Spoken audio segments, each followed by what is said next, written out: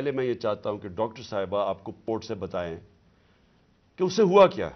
آپ کو ذلِ شاہ کے بارے میں تھوڑا سا بتاتی چلی جاؤں. میرے حلقے کا یہ بچہ تھا اور 10 سال سے جس وقت سے میں اس حلقے میں گئی ہوں وہ ہمیشہ ہمارے ساتھ خان صاحب کی تصویریں لے کے جھنڈے لے کے ہر وقت تو بالکل خان صاحب کا شدائی تھا. اور جب سے یہاں پچھلے 1.5 ماہ سے یہ باہر بیٹھا ہوتا میری اس سے روزانہ ملاقات ہوتی. ایک سادہ لو انسان، اس سے کبھی کسی کو کوئی نقصان نہیں دیا، کبھی کسی کو کوئی تکلیف نہیں دی، ہمیشہ پیار سے وہ بات کرتا تھا، سب کے ساتھ وہ ملتا جلتا تھا. اس بچے کے اوپر اتنا ظلم اور تشدد ہوا. جب میں نے یہ پوسٹ مارٹم رپورٹ پڑھی تو میرا دل دہل گیا کہ یہ جن لوگوں نے یہ ظلم کیا، کیا ان کے گھر بال بچہ نہیں، اولاد نہیں ہے جنہوں نے اس بچے کے اوپر اتنا ظلم کیا. یہ پوسٹ مارٹم رپورٹ ہے میرے پاس جو ڈیٹیل، اس میں اس کو 26 انجریز تھی. یعنی ایک انسان کو 26 انجریز، 26 تشدد کے نشانات تھے اس کے جسم کے اوپر.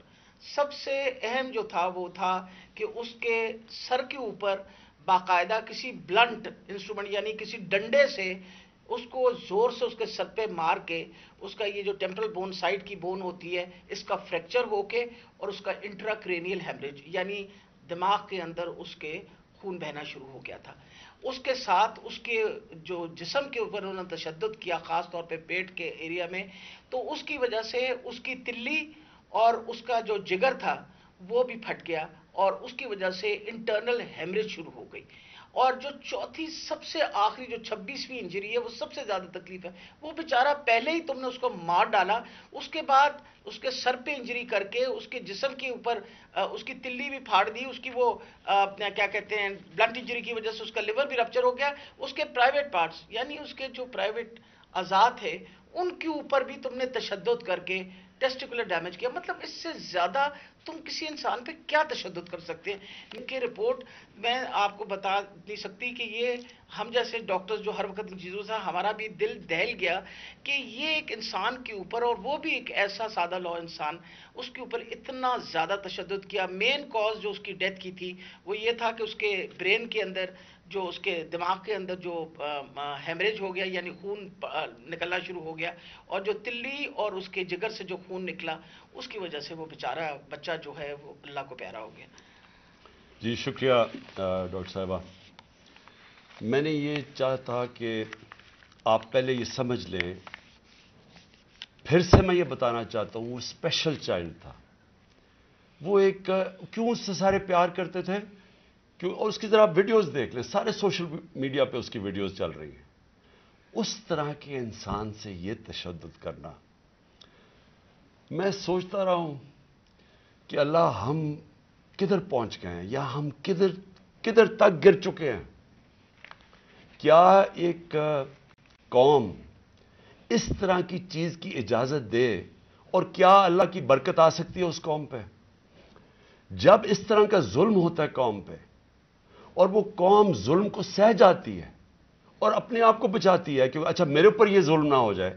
جس طرح جانور نہیں ہوتے کہ وہ دیکھ رہے ہیں کہ شیر نے آ کے ایک جانور کو پکڑ لیا، باقی سارے جان بچا کے بھاگ جاتے ہیں. ہم بھی وہ فیصلہ کر لیں کہ یہ جانوروں کا معاشرہ ہے یا انسانوں کا معاشرہ ہے. انسان کا معاشرہ انصاف امر بالمعروف پہ کھڑا ہوتا ہے. وہ ظلم کا مقابلہ کرتا ہے جس کو جہاد کہتے ہیں. کیونکہ جب وہ ظلم کا مقابلہ نہیں کرتا تو حضرت علی کا قول ہے کہ کفر کا نظام چل جائے گا، ظلم کا نظام نہیں چل سکتا. یہ ہمارے نظام کے اوپر یہ جو ڈاکٹر صاحبہ نے ابھی پڑھ کے سنایا ہے، میں آپ کو یہ یقین دلاتا ہوں کہ یہ سب آپ سمجھ لیں. اگر ایک قوم اس کے اوپر اپنی آواز بلند نہیں کرے گی اور جو کمزور ترین جہاد ہے کہ زبان سے اس کے خلاف نہیں بولے گی، تو یہ قوم کو جینے کا حق نہیں دیتا اللہ. وہ قرآن میں کہتا ہے کہ میری زمین پہ نکل کے دیکھو کتنی قومیں میں نے تباہ کی جو میرے حکم پہ نہیں چلی. ہم تباہی کا راستہ ہے یہ ہمارا. یہ جو پاکستان سے ہو رہا ہے، میں نے ہوتا ہوگا دہشت گردوں سے، شاید ملک کے غداروں سے اس طرح کی چیزیں ہوتی ہوں. میں نے اپنی زندگی میں کبھی اس طرح کے واقعہ نہیں دیکھے کہ پہلے ایک کارکن ہے، پھر وہ اسپیشل چائلڈ ہے، اور پھر وہ کوئی کسی قسم کا زندگی میں اس نے کسی سے لڑائی تک نہیں کی، اس سے یہ تشدد کیا جائے۔ اور تشدد کیا کیا؟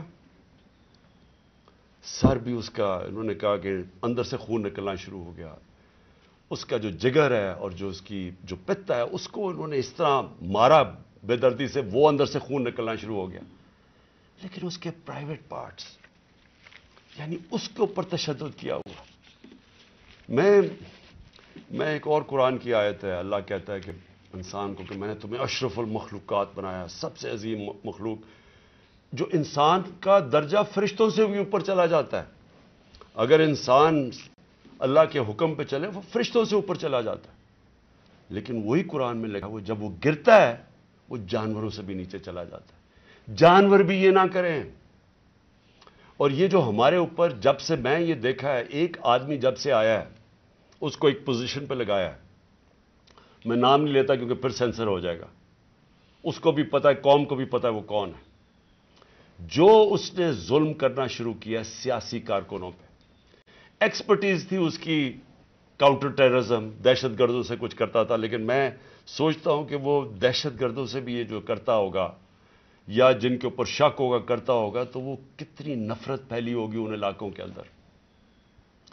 تو یہ جب سے وہ آیا، پہلے ہم نے شہباز گل کا، پہلے ہم مانے ہی نہ کہ شہباز گل سے یہ ہوا، وہ شہباز گل ابھی تک ٹھیک نہیں ہوا، جو انہوں نے اس کے اوپر تشدد کیا ہے۔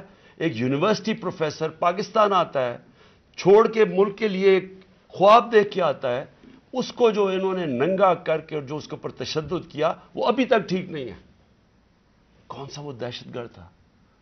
پھر اعظم سواتی سے جو کیا انہوں نے، یعنی ہم اگر قوم یہ چیزیں بھول جائیں گی، ایک دن آپ کا بھی وقت آ جائے گا۔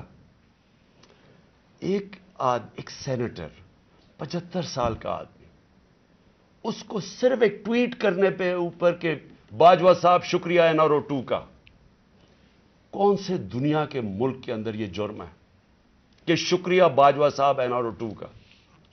لیکن وہ کوئی سپر کنگ، کوئی فرعون کہ کسی کی جرت پڑ گئی، رات کو اس کو مارا، پوتیوں کے سامنے اس کو 3 بجے آ کے گھر میں تشدد کیا، پھر اس کو اٹھا کے لے کے گئے اور نامعلوم افراد کے حوالے کیا جنہوں نے ننگا کر کے اس کے اوپر تشدد کیا، اور جب اس کو مار رہے تھے تو سنا رہے تھے اس کی چیخوں کی آوازیں، اور اس میں بتا رہے تھے اس کو کہ بتاؤ یہ عمران خان سے کیا جائے گا۔ یہ ان لوگوں سے پالا پڑا ہوا اس قوم کو۔ اس کے بعد ارشد شریف سے وہ سب کو پتا ہے کیا ہوا، کیا ارشد شریف کا قصور تھا؟ ساری قوم جانتی ہے کہ وہ رائے حق کا آدمی تھا، کوئی اس کا ضمیر کی قیمت نہیں تھی، کوئی اس کو خرید نہیں سکتا تھا، ڈرا نہیں سکتا تھا۔ اس جیسے جرنلسٹ سے، صحافی سے انہوں نے کیا، اور پھر سوشل میڈیا کے بچوں سے۔